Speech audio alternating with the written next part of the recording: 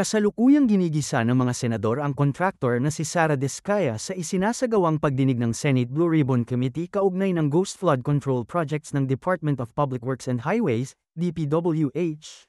Isa si Sara sa mga inimbitahang kontraktor sa Senado para magbigay linaw tungkol sa mga anomalya sa flood control projects. Sa isang bahagi ng pagdinig ay tinanong ni Senator Jenggoy Estrada si Sara kung merong ghost project sa mga nakuha niyang flood control project sa DPWH. Kabilang ang dalawang construction company na pag-aari ni Sara sa listahan ng mga pinangalanan ni President Ferdinand Marcos Jr. na may kaugnayan sa kontrobersyal na usapin. I'm happy na ang Senado, nakita ko, napanood ko si Senator Ping Lacson at si Senator Marcoleta. Na si Senator Ping Lacson, nag-privilege speech, si Senator Marcoleta, nag-iimbestiga. O sana maimbestigahan din niya yung mga congressman na involved sa mga ganitong klaseng transaksyon. Bakit ba nakikialam ang congressman sa flood control project o mga pumping station ng DPWH?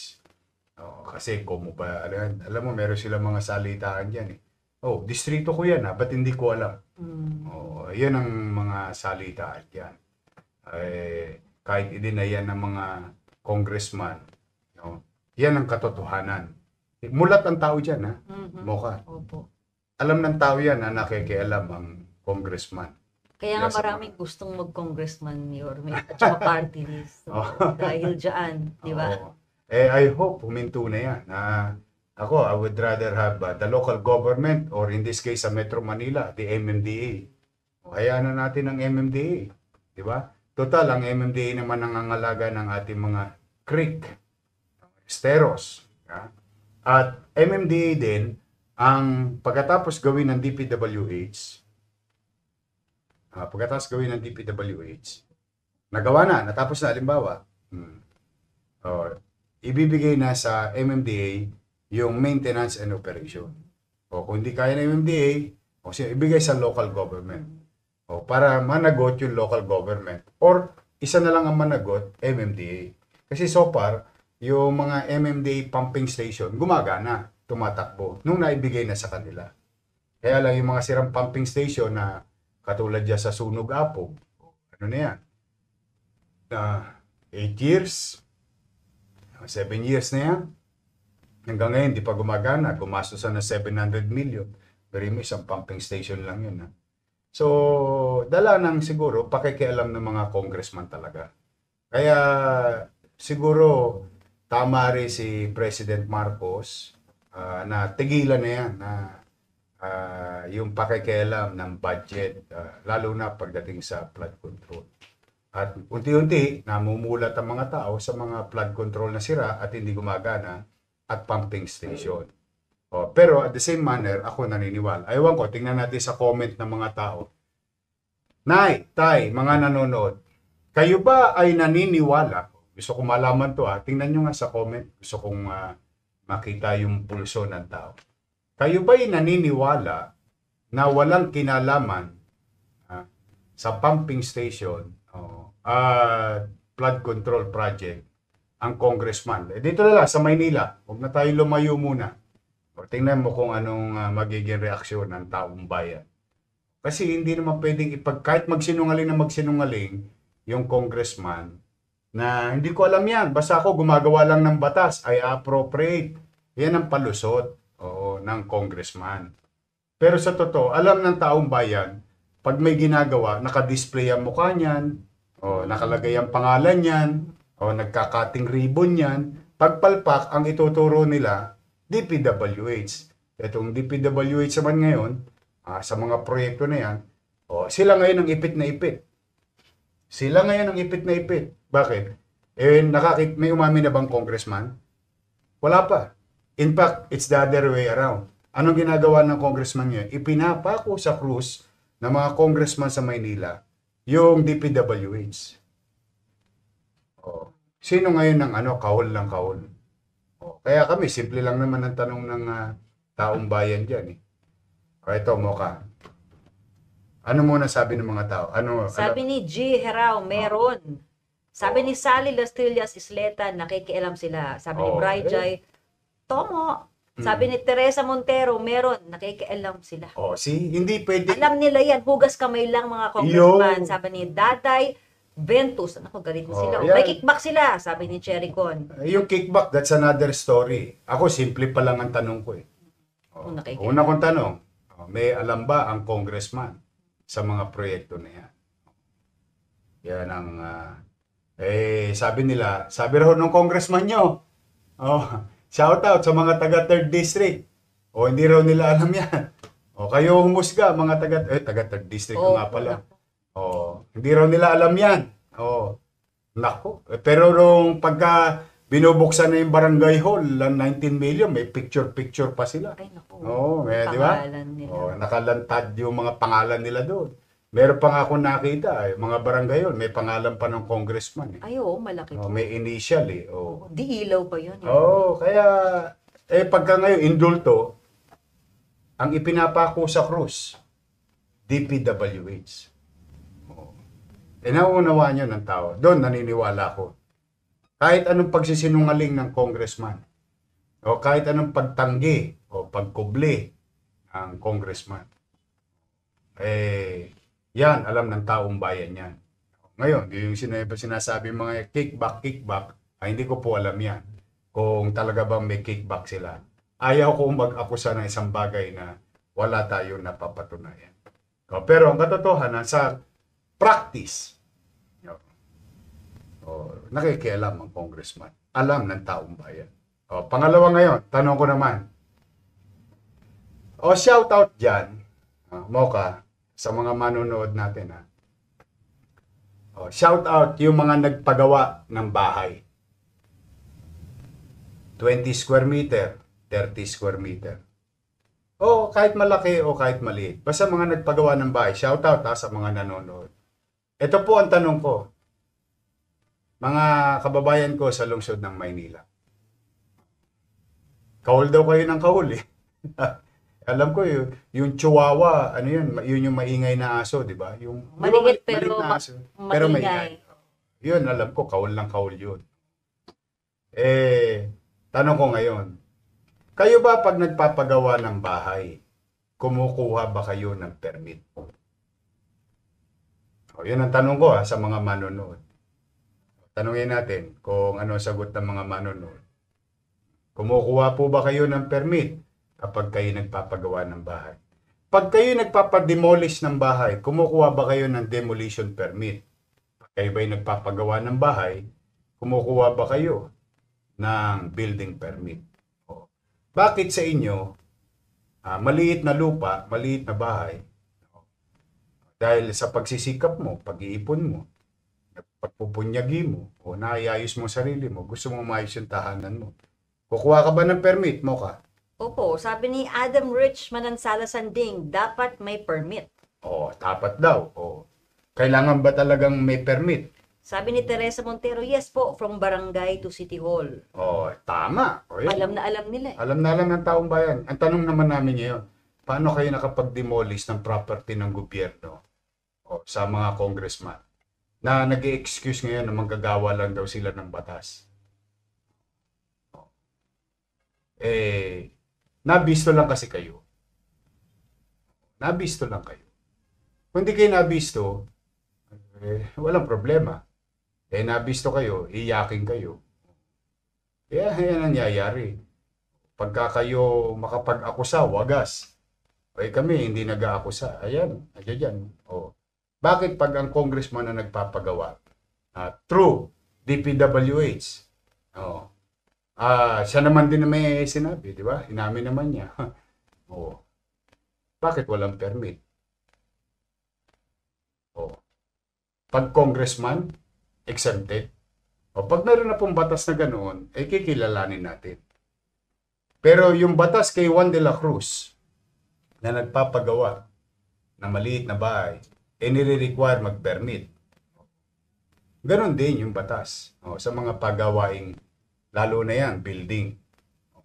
Dahil yan, pag may nangyaring masama dyan, na mananagot dyan, lokal na pamahalaan. Ngayon, matanong pa, ano sabi ng mga tao? Meron daw talagang permit. O kahit nga daw po renovation lang, may permit. Sabi ni Evangeline Esguera, matatalino po. Matatalino, sabi sa inyo, matatalino ang tao eh. Ayaw nyo maniwala eh. Palusot pa kayo ng palusot, mga congressman. Ayan, matatalino tao. Alam ng tao. O ngayon, ano ngayon ang itatanggi nyo dyan? So, yan po. Ngayon. Okay. Ito naman pangatlong tanong naming taong bayan. Naniniwala ba kayo, ito, sa taong bayan, naniniwala ba kayo? Ito lang ha, ano lang to, mga opinion naman to. Naniniwala ba kayo, o mga manonood, na kailangan humingi ng permiso sa lokal na pamahalaan nitong mga proyektong ito? Tanungin natin ng taong bayan. Ano ang sasabihin ng taong bayan? Di ba? Bakit? Yung nga maliit na tao, pinahingi nyo ng permiso eh. Yung pa kaya sila. Di komo ba sila ay congressman? Ano alam mo ka, naglakihan ang ulo nito mga to eh. Iba kilala nyo naman sila nung nagsisimula pa yan. Oo. Iba talaga nagagawa ng kapangyarihan. Alam mo, minsan, ang langaw, pag tumuntong sa kalabaw, ang feeling niya, mas malaki pa siya sa kalabaw. Ganyan ang utak langaw. Ugaling langaw. Pero yan, nandiyan dyan yan. Basta tayo ginagalang natin sila lahat. O hindi po pwede lang na mamihasa sila na yung napapalusot nila nung araw. Wardi-wardi o siga-siga. Ngayon, nakahanap kayo ng katapat, iyakin naman kayo. Ako nga, minsan. Sana pag nag-imbestiga sila sa labas ng Kongreso. Para pagka libelous yung akusasyon nila. Kasi ang ano nila dyan, excuse nila dyan, nasa loob sila ng nasa hall ng Congress sila. Kaya nila mang-api ng mga individual. But anyway, tapat-tapat lang yan, Brad. Shout out sa mga taga 3rd District. Shout out sa inyo. Kayo po ang umusga. Lalo dyan sa 3rd District, marami nag-a-apply dyan ng building permit. Sila, naalala nyo ba, na hirap kayo dati dito sa zoning. Zoning pa lang ha, bagsak na, ang tagal na. Pero ito, wala pang permit, gibaan na. Bakit? Kasi, pagawa ng congressman. Special child eh. Mukhang special child itong ilang congressman natin eh, di ba? So anyway, that's water under the bridge. We'll see. Tingnan natin if we mean business. I'll see you soon. Diba? Yung comment po, sabi nga, dapat lahat. Oo. Dapat kumuha, yes po, dapat humingi ng permission sa LGU, sabi ni Amy Jovel. Alam po nila ang sagot, dapat po, sabi ni Janice Buendia Pardo Budoy. Opo, kailangan po humingi ng permiso kahit sa barangay, sabi ni Rita Pinlac. Hindi raw eh. Wala raw silang alam dyan. Ito pa pagandang sinabi ni Rhea Joy F. Selim, yes, dapat. Malakas ang loob nila kasi nasa posisyon sila. Pero pag tulad lang namin na maliit na tao, aping-api sa ginagawa nila, hindi nagiging patas. See? Yan ang nararamdaman ng tao. Shout out sa iyaking congressman. Yan mga nakakuha lang kayo ng katapat eh. Pero tingin ko marami na nagsisisi dyan. Kaya, tingin ko naman. Meron namang araw para dyan. So, okay. So, yan po. Ngayon, usapang permiso.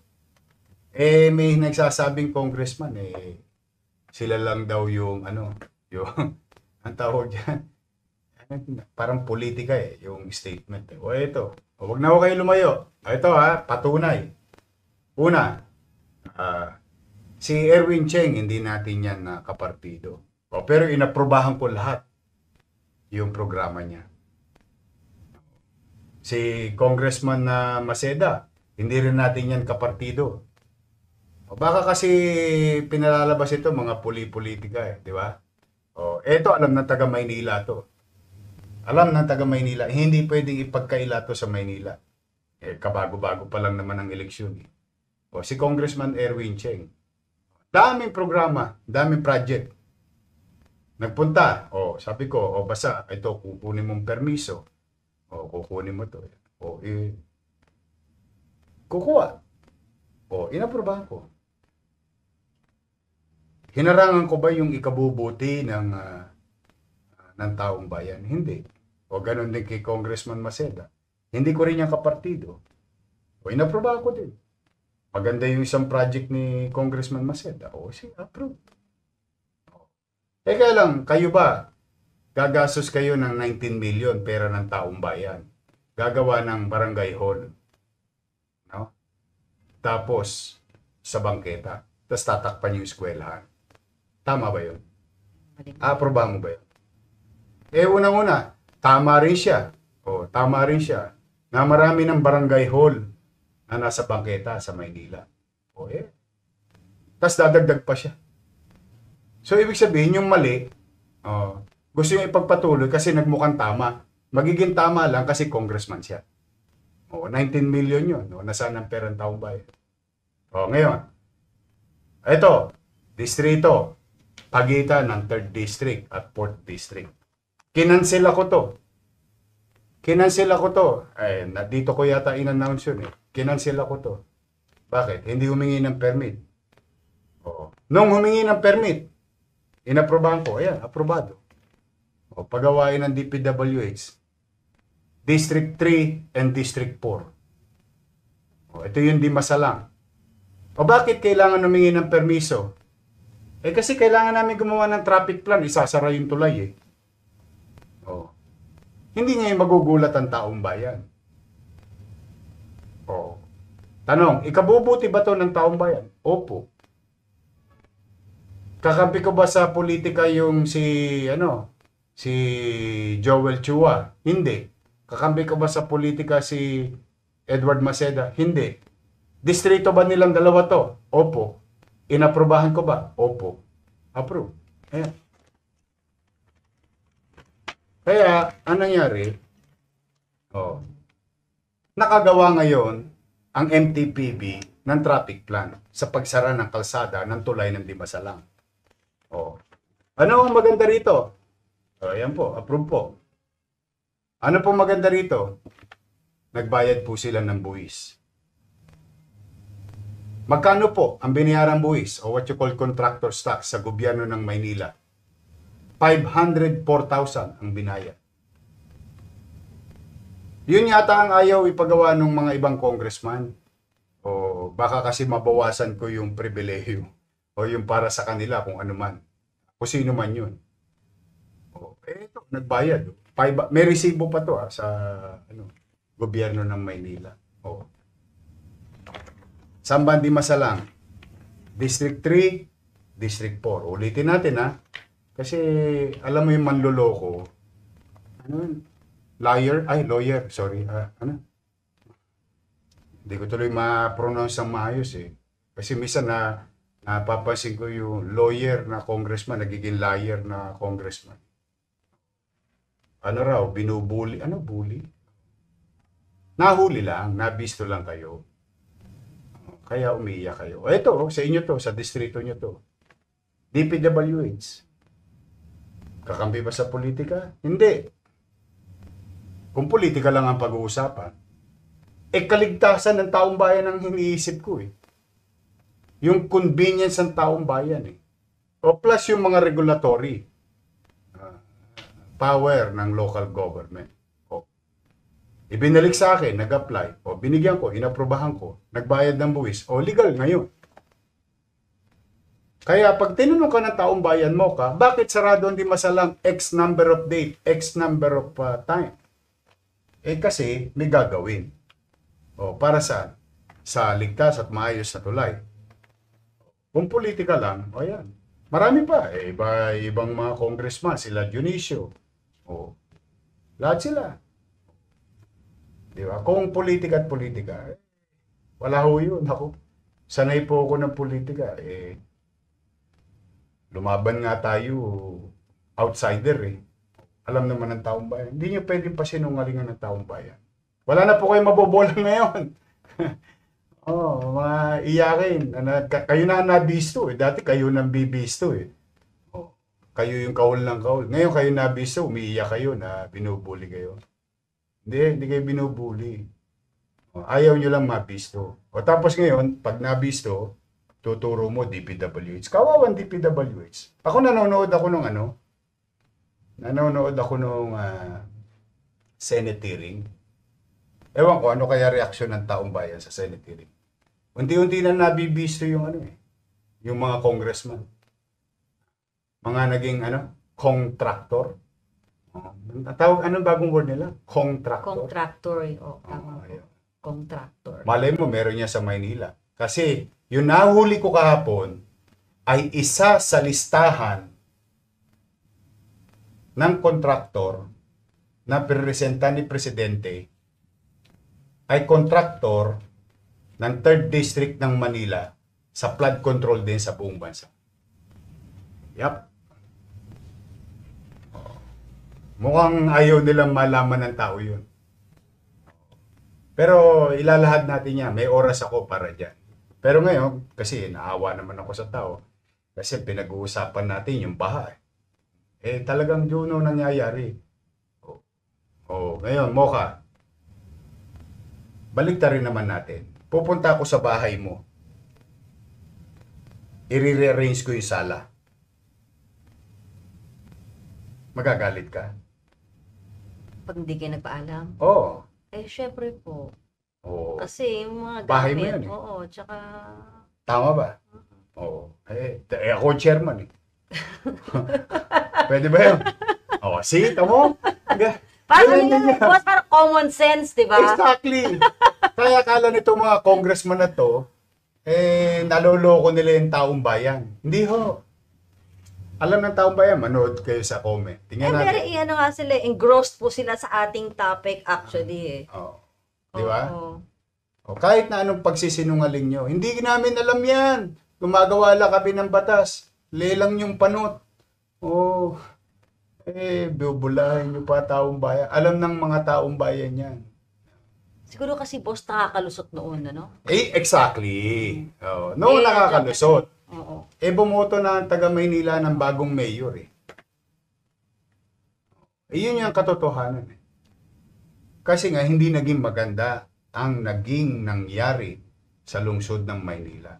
Noong nakialam na at pinayagan ng alkalde, ng mga congressman ay gawin ang gusto na lamang nilang gawin. Tingnan mo yung tennis court. Yung tennis court doon sa District 2. Ginawa nilang meeting area ay tennis court yun ng mga nagte-tennis doon. Diba? Kung hindi ako naging mayor, hindi pa mababawi yun para mabalik sa tao na gamit ng mga taga roon. Yung ba'y totoo? Shoutout sa mga taga District 2. Alam ng mga taga District 2 yan. Araw-araw silang tinawag dyan eh. Diyan nagkaroon ng AKAP, AKAP, Tupad, AX. Yan yun eh. Alam mo mga taga-district to yan. Ang ipinagpapasalamat ko lang sa taong bayan, Mocha, bagamat talamak ang bigayan ng AKAP, AX, at Tupad nung nakaraang halalan. Yan, sa basketball court, yan sa District 2. Doon sa may tennis court na sinasabi ko. Sa Tutuban. Tapos yung nangyayari naalala mo yung na-iskandalo pa ng isang kandidatong mayor na live niya, yung Bigayas San Andres Complex. At saka ginamit niya sa may what do you call this, sa may Ninoy Aquino Stadium. At saka doon sa Quiapo, may isang opisina ron. Bigayan ng bigay. Ang pinagpapasalamat ko lang sa tao, tumibay ang damdamin ng tao, hindi nagpatokso. Binigyan pa rin tayo ng pagkakataon, overwhelmingly. So ano ibig sabihin? Para bang sinasaad ng taong bayan, nabantayan mo kami. Ito po boss, pagandang sinabi ni Air Guard Pamilosa, gising na ang Batang Maynila. yun ang ano ng tao dun. Yun ang statement ng tao. Bantayan mo kami. Pangalagaan mo kami. Kasi wala kaming kakayanang lumaban sa congressman. Yan ang statement ng ordinaryong batang Maynila.